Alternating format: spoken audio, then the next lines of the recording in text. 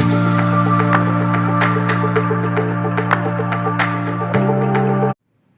Students, हम देख रहे थे कार्बन एंड इट्स कंपाउंड का चैप्टर और रिवीजन सीरीज। उसी को कंटिन्यू करते हुए मैं रेखा पुरोहित आज आप लोगों के लिए लाई हूं प्रॉपर्टीज ऑफ हाइड्रोकार्बन्स। जो हाइड्रोकार्बन्स है और आपके क्लास 10th में जो उनकी प्रॉपर्टीज दे रखी है उसमें पहली है कंबशन। जितने भी हाइड्रोकार्बन्स होते हैं वो ऑक्सीजन की प्रेजेंस में बॉन्ड होके कार्बन डाइऑक्साइड और हीट और लाइट, एक्सेस अमाउंट में हीट और लाइट प्रोड्यूस करते हैं। तो जो कंबशन है प्रॉपर्टी, उसमें क्या होगा, कार्बन कोई भी जो हाइड्रोकार्बन्स है वो किसके साथ रिएक्शन करेंगे, ऑक्सीजन के साथ। ऑक्सीजन की प्रेजेंस में इनको क्या किया जाता है, बर्न किया जाता है। तो ये बनाते हैं CO2, वाटर और साथ में प्रोड्यूस होती है हीट एंड लाइट। चाहे वो सैचुरेटेड हाइड्रोकार्बन हो चाहे अनसैचुरेटेड हाइड्रोकार्बन हो, दोनों में ये प्रॉपर्टी होती है। दोनों ही कंबस्टेबल होते हैं, कंब्यूशंस दोनों में पाया जाता है। बस यहाँ पे बैलेंस आपको इक्वेशन करनी आती है, आप कर सकते हैं बैलेंस। यहाँ कार्बन एक ऑक्सीजन 2 है, यहाँ 2 अगर मैंने इस जगह पे इसको 2 किया तो आपका हाइड्रोजन 4 हो गया और ये 2। तो आप बैलेंस कीजिए। एग्जाम में ध्यान रखिएगा कि जब भी आप बोर्ड के एग्जाम देते हो और कोई केमिकल इक्वेशन लिखते हैं तो उसके नीचे उनके नाम भी लिखे। जैसे यहाँ इसके नीचे लिखे मीथेन जो मेन है, then oxygen, carbon dioxide, water, इस तरह से। जो सैचुरेटेड हाइड्रोकार्बन है उनकी जो फ्लेम होती है वो क्लीन ब्लू फ्लेम होती है क्योंकि उनका कंबशन कंप्लीट होता है। और जो अनसैचुरेटेड हाइड्रोकार्बन है उनकी जो फ्लेम होती है वो येलो फ्लेम होती है और स्पूटी फ्लेम होती है। थोड़ी सी बर्न, आपको धुआं भी दिखेगा साथ में। काफी बार ऐसा होता है कि जो सैचुरेटेड हाइड्रोकार्बन है उनकी भी फ्लेम येलो आने लग जाती है अगर उनका कंबशन कंप्लीट नहीं होता है। आपने देखा होगा कि जो गैस का बर्नर है अगर उसके एयर होल्स है उसमें ब्लॉकेज आ जाने की वजह से, तो ब्लॉकेज आने की वजह से वेसल्स जो है वो काले होने लग जाते हैं क्योंकि उनको सफिशिएंट ऑक्सीजन नहीं मिल पाती है। सैचुरेटेड हाइड्रोकार्बन है जो आपके फ्यूल्स के अंदर। तो अगर आपका क्वेश्चन आता है कि वेसल्स काले क्यों हो जाते हैं, क्योंकि जो बर्नर है उसके वेसल्स में ब्लॉकेज आ जाती है जिसलिए उनको सफिशिएंट ऑक्सीजन नहीं मिल पाती, तो कंबशन कंप्लीट नहीं हो पाता। तो जब कंबशन कंप्लीट नहीं होता है तब भी फ्लेम कैसी आती है, येलो फ्लेम आती है। और अनसैचुरेटेड हाइड्रोकार्बन की भी जो फ्लेम है वो कैसी है, येलो।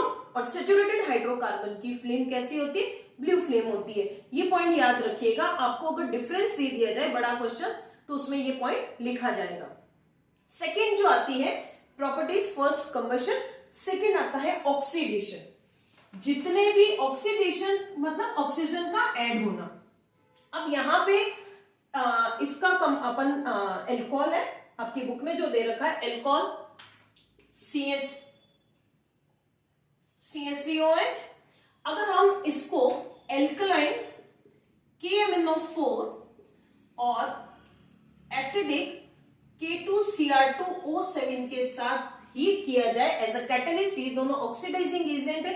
ऑक्सीडाइजिंग एजेंट वो होते हैं जो किसी भी सब्सटेंस को ऑक्सीजन देने में हेल्पफुल होते हैं, जो उसको ऑक्सीजन देते हैं।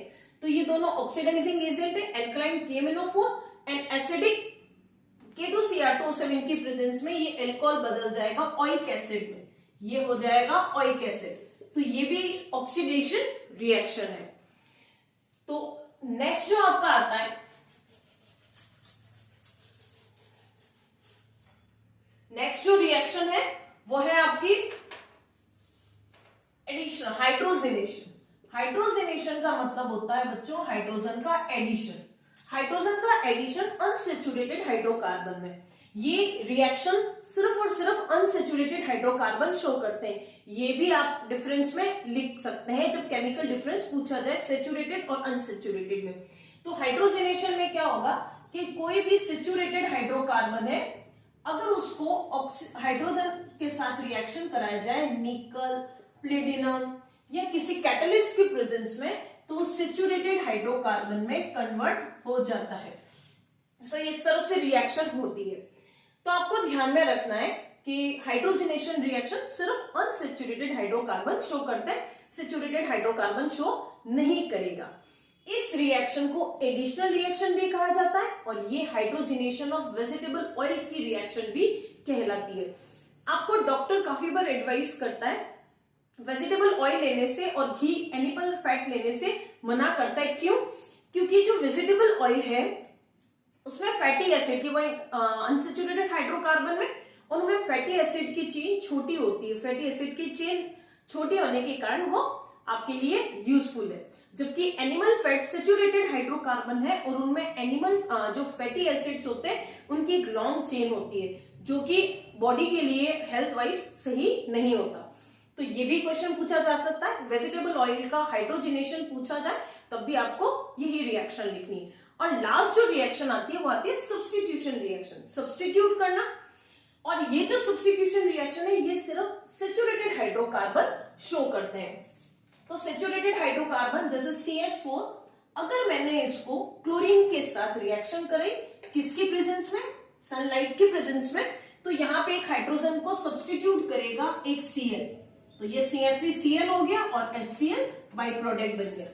अब अगर मैं CH3Cl को फिर से क्लोरीन के साथ रिएक्शन कराऊं अल्ट्रावायलेट की प्रेजेंस में, तो एक हाइड्रोजन और कम हो जाएगा और एक क्लोरीन ऐड हो जाएगा। फर्दर हम और इसके अंदर रिएक्शन कराएंगे Cl2 के साथ, तो फिर से एक हाइड्रोजन कम हो गया और एक क्लोरीन ऐड हो गया। ये क्लोरोफॉर्म का रिएक्शन, क्लोरोफॉर्म का फॉर्मूला है। तो इस तरह से सब्स्टिट्यूशन रिएक्शन। तो ये तो थी सारी प्रॉपर्टीज ऑफ हाइड्रोकार्बन्स। आपको जब डिफरेंस लिखने को कही कि what is the difference between saturated hydrocarbon and unsaturated hydrocarbon, तो पहले डिफरेंस में general formula, general definition.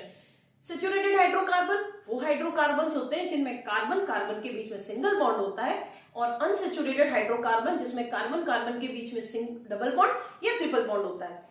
Second, आप कंबशन इनके जनरल फॉर्मूले लिख सकते हैं कि एल्केन जो है उसका जनरल फॉर्मूला CnH2n+2 होता है, और एल्कीन और एल्काइन का general formula CnH2n-2 and CnH2n होता है।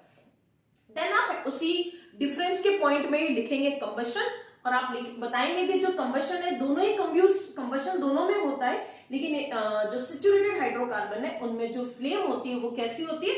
क्लीन ब्लू फ्लेम होती है, और अनसैचुरेटेड हाइड्रोकार्बन में येलो फ्लेम होती है। उसके बाद हाइड्रोजनेशन रिएक्शन, हाइड्रोजनेशन रिएक्शन कौन शो करता है?